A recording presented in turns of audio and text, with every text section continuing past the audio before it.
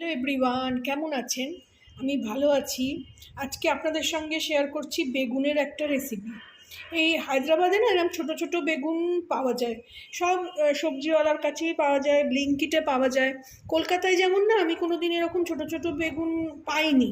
শুধু ওই শীতল ষষ্ঠীর সময় সবজিওয়ালাকে বলতাম, তখন এরকম ছোটো ছোটো, এত ছোটো ছোটোও না, সেটা আবার লম্বা লম্বা তখন বেগুন এনেছে। বেগুনের অনেক রেসিপি আপনাদের সঙ্গে শেয়ার করেছি। তো এই ছোট বেগুন দেখে ইচ্ছে করলো ভারবা বেগুন, স্টাফ বেগুন করার। তো আমি আজকে ওই স্টাফ বেগুনটাই আচারি বেগুন টাইপের করব। ওটাই দেখে শিখেছি ইউটিউব থেকে, নিশা মধুলিকারের ইউটিউব থেকে, চ্যানেল থেকে। প্রথমে এই 4টে বেগুন নিয়ে নিয়েছি। দুজনেই আমরা দুটো করে খাবো। জানি না মেয়ে কতটা খাবে, তো করতে ইচ্ছে করলো তাই করছি। আর এদিকে না শুকনো কিছু মশলা নিয়ে নিয়েছি। এখানে ওপরেই দেখা যাচ্ছে সর্ষে, সাদা সর্ষে, মানে হলুদ সর্ষেটা। এখানে নিচে মৌরি আছে একটু, এখানে একটু মেথি আছে কয়েক দানা, আর আছে জোয়ান। এটাকে না একটু শুকনো খোলায় ভেজে আগে গুঁড়িয়ে নেব। এটাকে রেখেছি। এদিকে রেখেছি সব শুকনো মশলাগুলো, মানে গুঁড়ো মশলা, যেমন লঙ্কার গুঁড়ো, হলুদ গুঁড়ো, জিরে গুঁড়ো, ধনে গুঁড়ো। বোঝা গেল? ধনে গুঁড়ো, জিরে গুঁড়ো, হলুদ গুঁড়ো আর লঙ্কার গুঁড়ো। এদিকে রেখেছি একটু আদা, একটু কাঁচা লঙ্কা, আর লেবুর রস লাগবে, একটু তেলও লাগবে, তেলটা নিয়ে নেবো। চাট মশলা, চাট মশলা না থাকলে আমচুর মশলা যেটা হোক, আর স্বাদ অনুসার নুন, আর 2-4 দানা চিনি ছড়িয়ে দেবো। তো প্রথমে এই মশলাটা আগে আমি একটু শুকনো খোলায় ভেজে গুঁড়ো করে নেব। তাওয়াটা গরম হচ্ছে, এর মধ্যেই ঢেলে দেবো। বেশিক্ষণ ভাজবো না, শুধু 1-2 মিনিট, বেশি পোড়ালে চলবে না।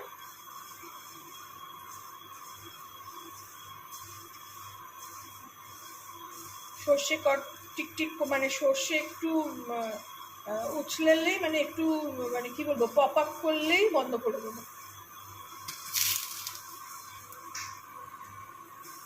তাওয়া এমনি গরম হয়ে গেছে, মানে কড়াইটা। এই 1600 ডিগ্রি টেম্পারেচার দিলে সঙ্গে সঙ্গে সব জিনিস গরম হয়ে যায়। খুব সুন্দর জোয়ানের গন্ধ ছাড়ছে, মৌরির গন্ধ ছাড়ছে। এখানে আমি বন্ধ করে দেবো, বেশিক্ষণ আর পোড়াবো না। যেটুকুনি গরম হয়েছে তার মধ্যেই এটা হতে থাকবে। এটাকে এবার আমি গুঁড়ো করে নেব। এটা আবার এইখানে হামান দিস্তেটে ঢেলে নেবো, কারণ আমার কাছে এখনো পর্যন্ত মিক্সি নেই। মিক্সি এখানে ভাড়ায় পাওয়া যায় না। যা কিছু পাড়ায় পাওয়া যায় নিয়েছি, টিভি, ফ্রিজ, ওয়াশিং মেশিন, জলের অ্যাকোয়াগার্ড। এবার এটাকে আমি একটু, মানে দাঁড়া করে, আধকোটা করে একটু গুঁড়িয়ে নেব। এখানে দেখুন এইভাবে আধকোটা মতন কুটে নিলাম। এবারে এটা বেগুনটা পরে দেখাচ্ছি, মশলাগুলো আগে রেডি করে নিই। এই যে মশলার মধ্যে এটাও দিয়ে দেবো,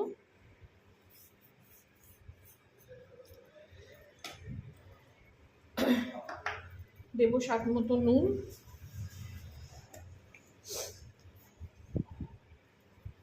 বেগুনটাকে ভরে নিয়ে একটু ভেজে নেব। দেবো একটু চাট মশলা,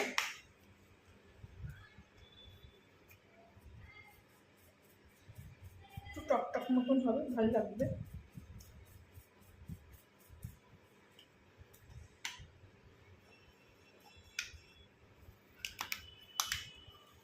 এইগুলো সব দিয়ে দেবো, আদা, কাঁচা লঙ্কা,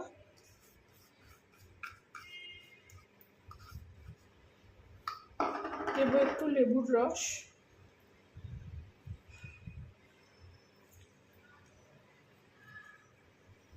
লেবু না থাকলে আপনারা একটু ভিনিগারও দিতে পারেন। দেবো একটু চিনি,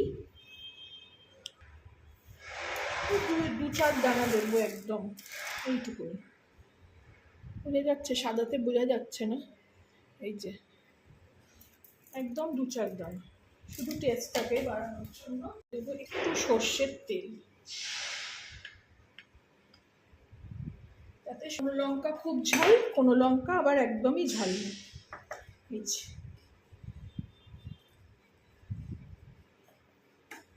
মশলাটা রেডি হয়ে গেল, এবার বেগুনটাকে কেটে নাও।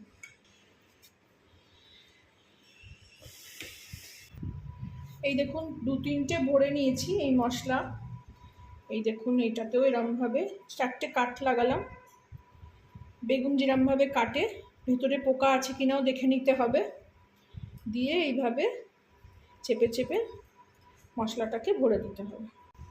দেখুন কি সুন্দর লাগছে। এই 4টে মশলা চেপে চেপে ভরে নিলাম আমি। এরপরে আমি তাওয়ায় যাব। এদিকে অলরেডি কড়া বসিয়ে দিয়েছি আমি, কড়া গরমও হয়ে গেছে। এর মধ্যে একটু দেবো সর্ষের তেল।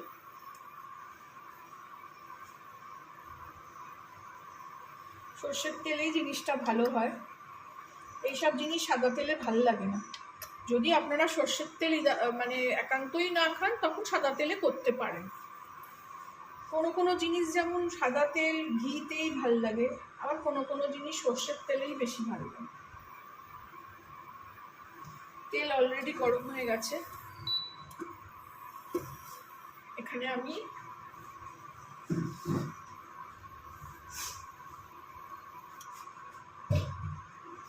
এরকম ধোঁয়া বেরোচ্ছে, বেগুনগুলোকে এরকমভাবে দিয়ে দেবো। ননস্টিকের একটাই ঝামেলা, যে তেলটা একদিকে সরে যায়।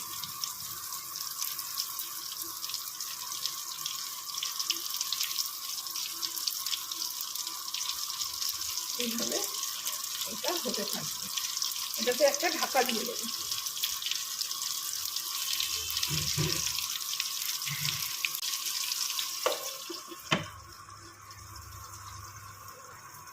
এবার ফিরে আসলাম, কি সুন্দর গন্ধ ছাড়ছে। একেবারে এরমভাবে উল্টে উল্টে দেবো। অনেকটা এই পিঠটা হয়ে গেছে। কালো বেগুন বলে এগুলো বোঝা যাচ্ছে না, ক্যামেরায় কতটা বোঝা যাচ্ছে। এই পিঠে একবার করে উল্টে দিয়ে আবার ঢাকা দিয়ে দেবো।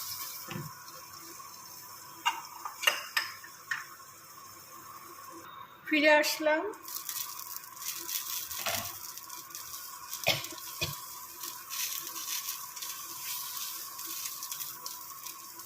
এইটা থেকে একটু মশলাটা বেরিয়ে যাচ্ছে।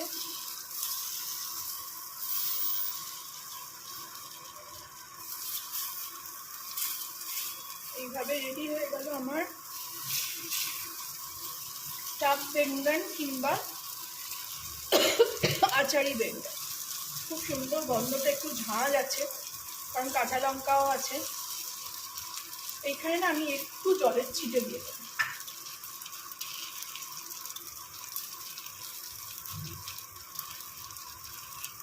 তাহলে কি হবে, মশলাটা ওর মধ্যেই গায়ে লেগে যাবে একদম।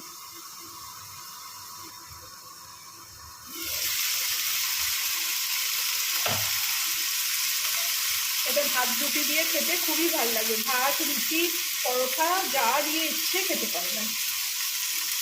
ভালো লাগলে আমার চ্যানেলটাকে একটা লাইক শেয়ার অ্যান্ড সাবস্ক্রাইব করে দেবেন। এবার এটাকে আমি সার্ভ করে নেব।